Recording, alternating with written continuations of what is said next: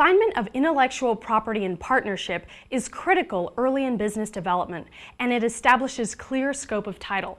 What are some of the most important distinctions between equity partners and investment partners, and what kinds of provisions should be made early on with respect to ownership of IP? Generally, the ownership of, well, in all cases, the ownership of intellectual property has to be transferred from one party to another, and that transfer is called an assignment. An assignment has to be in writing to be binding. Many times what will happen is equity partners will come together, or founders will come together.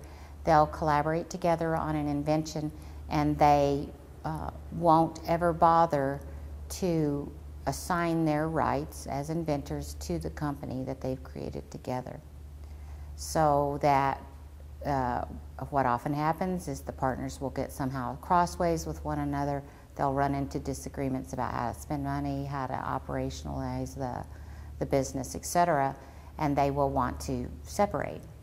But when you're getting divorced, it's not a good time to talk about property. So you think about, if you're going to get married in this business, you think about what could happen later on, and while you're in love, make an agreement on those terms, and so that when you get ready to part one another's company, you can do so without wrecking the business and potentially more. Now, that's often how we see it working with equity partners.